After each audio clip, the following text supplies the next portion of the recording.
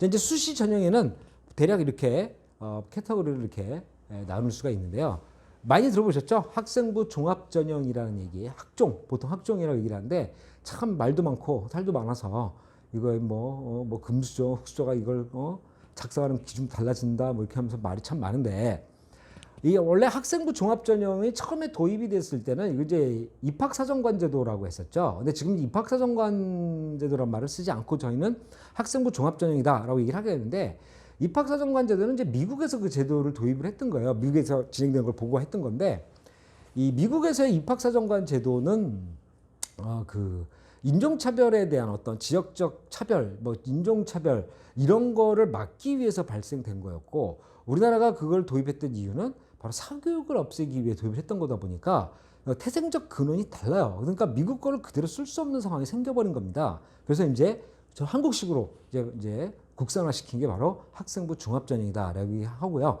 이 학생부 종합전형을 진행시키는 사람들을 입사관이라고 합니다. 저희도 이제 전에는 이제 입사관들이 이렇게 단기직 좀 있었다고 그래요. 근데 지금은 이제 전혀 그렇지 않고요. 교수님들이나 직원분들이 하시다 보니까 굉장히 사명감을 갖고 학생들을 뽑습니다. 우리 학교 학생에 맞는 우리 학교에 맞는 학생을 뽑는 거로 해서 굉장히 철저하게 검증을 하고 있어서 이제 학생부 종합전형은 많은 준비도 좀 필요하다는 거. 그래서 학생부 종합전형은 다 봅니다. 내신도 보고요.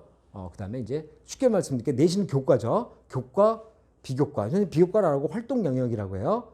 그러니까 시험 본 거 뺀 나머지 뭐 상 받은 거, 뭐 봉사활동한 거, 그다음에 이제 뭐 동아리 활동한 거, 독서 활동한 거, 그다음에 선생님들이 각각 이 학생이 어떻게 평가해 준 거 이걸 다 모조리 봅니다. 그리고 또 하나 자소서가 또 들어가는 게 바로 학생부 종합전형이 되죠. 자기소개서.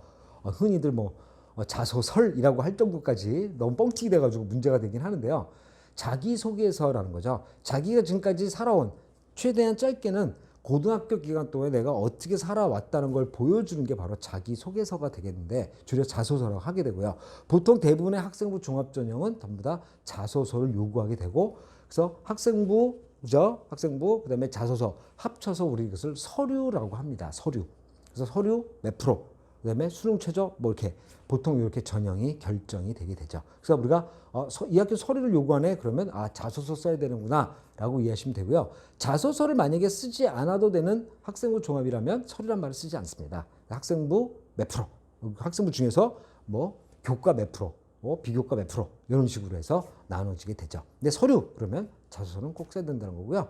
자소서는 1, 2, 3번은 공통문항이라서 어느 대학이나 다 똑같아요. 현재로서는. 4번이 이제 좀 학교별로 조금씩 다른데 많이 다르진 않아요. 서울대 같은 경우는 4번에다가 자기가 독서한 거의 내용을 이제 좀 3권 정도 쓰게 돼 있고 뭐 또 어떤 학교는 뭐 우리 학과에 지원하게 된 동기 또 어느 학교는 이제 앞으로 사회에 나가서 어떤 일을 할 것이냐 보는 것도 있어요. 그래서 4번은 대학별로 조금씩 좀 다를 수도 있다라는 거. 근데 1, 2, 3번 다 공통문항입니다. 학생부 교과는 학생부에서 오로지 내신만 보는 거예요. 그래서 보니까 자 그러면 간단히 비교해 볼게요.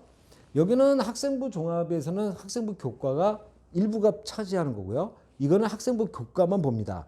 당연히 어느 쪽이 더 컷이 더 높을까요? 당연히 학생부 교과에서 요구하는 내신이 훨씬 더 높겠죠. 그죠? 그러니까 이제 뭐 학교 다니다 보면 그럴 수도 있잖아요. 얘는 공부만 한 거예요. 다른 활동 별로 없어요. 독서도 별로 안 했어요. 근데 전교 1등이에요. 그럼 그 학생은 학생부 종합에서 굉장히 불리하게 되겠죠. 비교과가 없으니까. 근데 그 학생들은 학생부 교과로 지원을 하게 되는데 학생부 교과가 대부분 인기학과나 인기대학들은 컷이 있어요. 수능 컷이 또 굉장히 높습니다. 굉장히. 그러니까 수능 공부 또한 열심히 잘 해야 된다는 거 또 명심을 해 주시고요. 그래서 학생부 종합전형은 이제 그 뭐든지 조금씩 다 잘하는 학생들, 조금씩 다 갖춰줘야 되는 거. 근데 학생부 교과는 오로지 공부만 학교 시험만 잘 본 학생들이다라고 생각하시는 게 좀 쉬울 것 같고요. 논술은 글자 그대로 논술입니다. 본고사예요.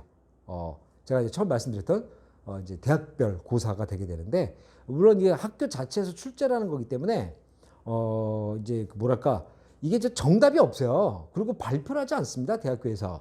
우리 애는 이 지원 학생은 뭐 몇 번을 풀었고 몇 번에서 또 이런 얘기 들었기 때문에 붙었다 떨었다 이런 얘기를 유의미한 자료를 발표하지 않기 때문에 왜 붙고 왜 떨어지지 솔직히 잘 몰라요. 좀 이렇게 깜깜이 다 정보에 대해서는. 그러나 대략적으로 그 동안에 나왔던 이제 대신 대학들은 이제 기출 문제를 다 이렇게 출제했던 걸 다 이제 발표를 공개를 하기 때문에 보통 이런 식으로 나오는구나라는 알 수가 있어서 어느 정도 준비는 가능합니다. 그래서 이제 보통 이제 논술을 이과는 이제 수리 논술, 문과는 이제 인문 논술을 보게 되는데 이과 쪽에서도 일부 의대는 인문 논술을 같이 봐요. 이제 뭐 대표적인 이제 카톨릭 대학교 의대 같은 경우는 윤리 논술을 따로 봅니다. 거의 해보고 한양대도 뭐 봤다 안 봤다 하지만 한양대도 이제 문학 쪽으로 해서 인문 논술을 또 보게 되고요. 그래서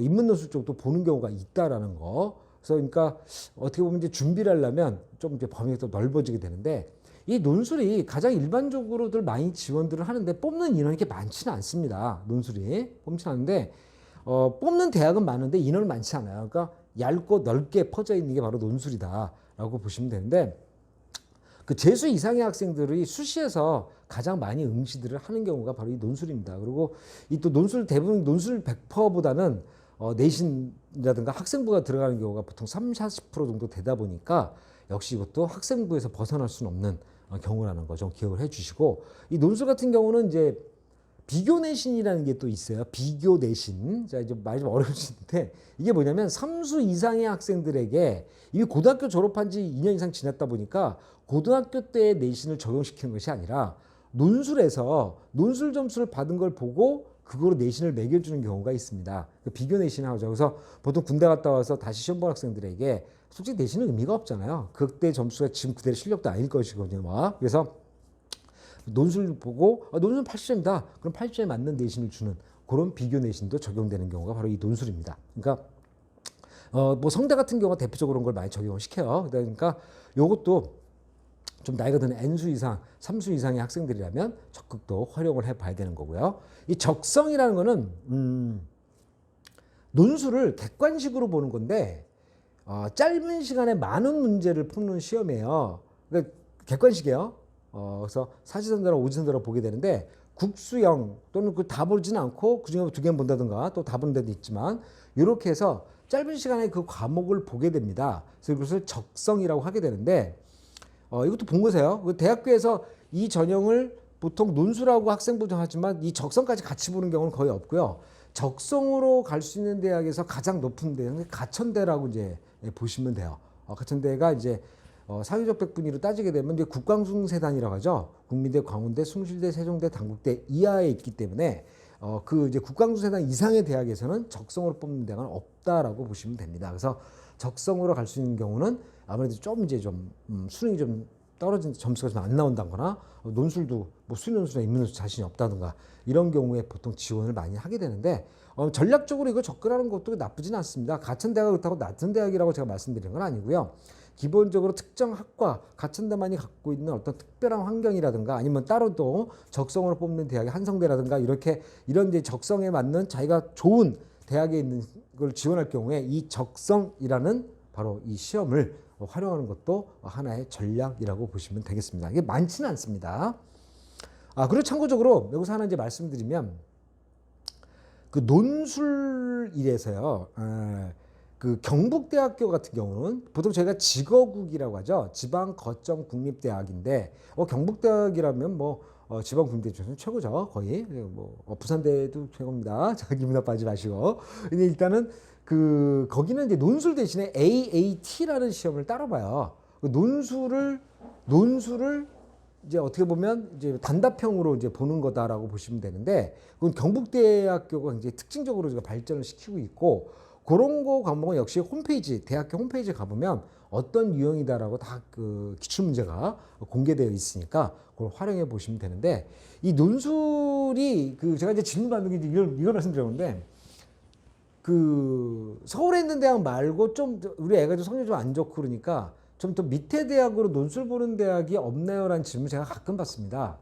논술은 대부분 수도권 이내 대학에 집중돼 있어요. 지방에서 보는 서울을 벗어나 수도권을 벗어나는 데서 논술을 보는 대학은 경북대하고 부산대밖에 없다라고 보시면 돼요. 물론 울산대가 있는데 울산대 의대만 논술을 봅니다. 그러니까 결국은 그 울산대가 포함시킨다면 세 학교를 제외하고 논술로 갈 수 있는 대학은 없다라는 거죠. 그러니까 이제 전부 다 논술을 보려면 일단 수도권 이내 대학에 지원하는 거고, 어차피 수시 지원이 자기가 정시로 갈 수 있는 대학을 수시로 지원할 필요는 없잖아요. 그죠? 정시로 가면 되는데 굳이 뭐 두 번 그래요. 그러니까 보통 논술을 포함한 수시는 자기가 정시로 갈 수 있는 대학이 만약에 여기다. 그럼 보통 한 단계 좀 높은 데로 이렇게 지원하는 경우가 많다 보니까 어떤 이제 자기가 좀 기준으로 나 수도권 안 될 것 같아 한다 하더라도 논술에서 수시에서는 그 이내로 들어갈 수 있도록 지원을 하는 거 보통이기 때문에 그거에 대해서 미리부터 걱정할 필요가 없고 내가 정시로 안 되는데 수시 지원해도 될까라는 걱정을 할 필요가 없다라고 저는 생각을 합니다. 기본적으로 위에서 말씀드린 거 자기에게 뭐가 맞는지 하나 필요한 거 정확하게 결정을 해서 전략적으로 접근을 해야 되고요. 이 마지막으로 좀 밑에 마지막에 나와 있는 게 실기 위주하고 실적 위주가 되는데 이게 그 실기 시험이 있어요. 근데 뭐 예체능을 얘기하는 건 아니고요. 이제 보통 이제 매년 좀 생긴 건데 그 소프트웨어 전형이라고 있어요. 보통 SW 전형이라고 돼 있는데 소프트웨어 전형이 실기 위주로 되어 있는 경우가 있고 실적 위주로 되어 있는 경우가 두 개가 나눠져 있어요. 그 실기 위주는 그 자리에서 검증을 하는 겁니다. 학생이 이제 면접 보러 갔을 때 검증하는 거고요. 실적 위주는 상 받은 게 있느냐 없냐를 보는 겁니다. 그러니까 이제 소프트웨어 특기자 전형이거든요. 이게 보통 전형인데 이런 경우는 이제 학생이 이제 학교 다니면서 소프트웨어 관련해서 상 받은 게 제가 생각하기에 보통 한 3개 이상 정도 있다면 충분히 이건 지원해 볼 만하다라는 거 한 거고, 이제 물론 이제 시간이 갈수록 경쟁자가 많아지면 계속 올라가겠죠. 근데 실기 위주라는 것은 그 자리에서 어느 정도 대학 쪽에서 준비해 놓은 어떤 자료를 갖고 검증을 하는 시험이 있습니다. 그래서 우리 애가 이제 소프트웨어에 좀 관심이 있다는 경우에 확인을 해보시고 얘가 실기 위주가 좋은지 실적 위주가 좋은지 해서 그 전형을 결정하셔서 공략을 하시는 것이 하나의 전략이 된다는 거. 자, 일단은 수시 정리 이렇게 말씀을 드렸는데요. 수시가 좀 길죠. 자, 깁니다. 지금 머릿속에 우리 애가 어디를 지원할 수 있을까라고 생각을 하실 텐데 솔직히 여기서 지원할 수 있는 거 많아봐야 2개입니다. 그죠? 3개까지도 뭐 가능할 수는 있어요. 적성 지원이면. 자, 이 말씀을 왜 드리냐면요. 우리가 지금 수시 70으로 뽑고 정시 30으로 뽑는다 할 때 막연하게 생각할 때 수시의 기회가 훨씬 더 많구나라고 생각을 하게 되죠. 그죠? 그러나 실상 수시의 전형을 전부 다 지원할 수 있는 건 아니기 때문에 그 70%가 오롯이 자기한테 다 기회로 주어지는 건 아니라는 겁니다. 자기가 지원하는 전형에 해당되는 것만 자기의 기회가 주어지게 되는 거죠. 학생이 내신만 좋아요. 이 학생 논술 자신 없어요. 그럼 내신만 쓴다. 이 학생은 지금 5분의 1밖에 기회가 주어지지 않는 거지 않습니까? 그죠? 70%의 기회가 다 주어지는 건 아닙니다. 그러니까 막연하게 수시 70이니까 수시로 다 대학 가자. 이런 건 아니라는 거죠. 냉정하게 바라보셔야 돼요. 그래서 물론 이제 정시 비중이 높아지면 되겠지만 정시 같은 경우는 오로지 수능 갖고 뽑으니까 그 30%의 기회가 다 있다라고 볼 수 있어요. 가나다고는 하나씩 쓸 수 있으니까 다. 물론 그런 경우는 좀 다른 겁니다. 다른 건데 수시만큼은 70%가 자기한테 다 기회가 오는 건 절대 아니라는 거 꼭 좀 기억해 주시고요. 전략적으로 이 중에서 어디를 공략할 것이냐를 지금 고1부터 어느 정도 애가 이제 시험을 보잖아요. 모의고사도 보고 내신도 볼 거잖아요. 어느 정도 선을 잡아 가시고 미리 정해놓고 가지 마시고 아이에게 맞는 거를 골라서 학생이 대학 가는 거잖아요. 그죠? 그러니까 그런 거겠다 개념을 잡고 가주셔야 되고 이제 제가 이제 부탁드리고 싶은 거는 특히 이제 이걸 보신 분이 아버님이신 경우라면 어머니도 마찬가지이긴 해요. 이 팔자 들어가는 학번에 다녔었던 분들이 다니실 때 대학의 서열하고 지금 학교 다니는 애들의 대학의 서열은 사뭇 다릅니다. 굉장히 다르고요. 저도 이제 팔자 들어가는 학번인데 그때 뭐 중앙대는 딱 중간이었어요. 딱 진짜 중간. 지금은 아닙니다. 예를 들면 그러니까 이런 서열 중앙에서 굉장히 높아요. 상위접백분이 3%대 안에서 움직이는 거니까. 그러니까 굉장히 높은 성적대를 유지하고 있고 솔직히 다닐 때 뭐 세종대나 홍대 그때 막 우스갯소리로 뭐 국자 들어가는 대학은 좀 이렇게 약간 공부를 못하는 학생이 같다. 뭐 이런 얘기도 좀 나오고 막 그랬던 때예요. 솔직히 말씀드리면. 그러니까 그 지금 못한다고 지금 얘기하는 거 아닌데 오해하지 마시고요. 그러나 지금 국자 들어가는 대학들 건국대, 동국대가 상당히 높아요. 옛날이 아닙니다. 옛날이 아니기 때문에 그러니까 그 당시에 대학의 서열의 기준하고 맞추지 마시라는 겁니다. 그러니까 그 개념 말고 현재 진행되고 있는 대학의 서열 막말로 서연고는 뭐 탑이죠. 아직도 여전히 서영고 탑인데 그 밑으로 서성한, 서강대, 성균관대, 그다음에 그 한양대, 서성한, 그다음에 이준경 외시 보통 이렇게 얘기해요. 이대, 중앙대, 경희대, 외대, 시립대. 이준경 외시 문과 이거 구별해서 말쓰는 겁니다. 그다음에 건동, 홍숙, 건대, 동대, 홍대, 숙대 이렇게 말씀드리고 그다음에 국광숭세대 아까 말씀드렸죠. 국민대, 광운대, 숭실대, 세종대, 단국대 요까지를 서울에 있는 주요 대학이라고 이렇게 보게 되는 겁니다. 단국대학교가 이제 저기 그 한남동에 있다가 죽전 내려가면서 조금 밀린 감이 있긴 있으나 단국대 같은 경우도 역시 현재까지는 수도권의 대학에서 주요 대학에 다 포함이 되어 있는 대학들이에요.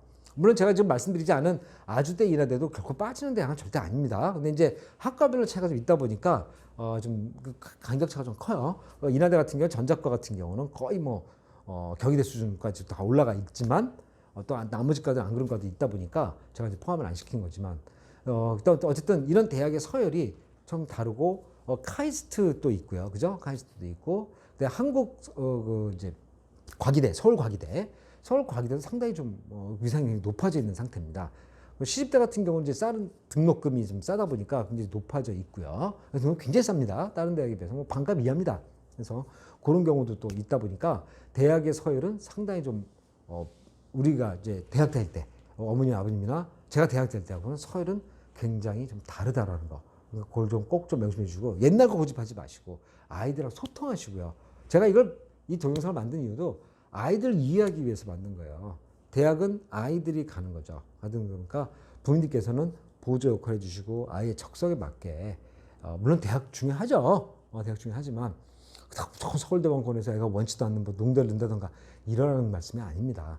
애들이 원하는 과 위주로 해서 그냥 이거예요. 애가 잘하는 게 뭐냐, 좋아하는 게 뭐냐, 그럼 이 좋아하는 거를 이룩할 수 있는 과가 뭐냐, 그리고 그 과가 가장 잘 돼 있는 대학이 어디냐, 이렇게 가야 되는데 우리는 대학 과는 아무데나 가도 돼. 대학 문제 이렇게 돼버리면 아이는 또 다시 또 뭐 반수를 한다던가 아니면 나중에 적성에 안 맞아가지고 취업할 때 곤란을 겪는다던가 이런 일이 생길 수도 있다는 거. 인생은 아이들 겁니다. 우리 부모님들 애가 가장 잘하는 거 골라서 전략 짜 주시고 발품 하셔야 돼요. 그래서 어쨌든 오늘 제가 편하게 그리고 좀 쉽게, 되도록 쉽게, 지구상에서 가장 쉬운 입시입니다. 말씀드린 건데 보시고 여기서 활용해 주시기 부탁드리고 다음번에 또 저희 2편이 또 3편, 4편, 5편 나오고 또 이제 나올 때는 좀 심화로 들어가서 학생부를 판독하는 방법 요걸 또 제가 한번 또 말씀을 드리도록 하겠습니다. 감사합니다.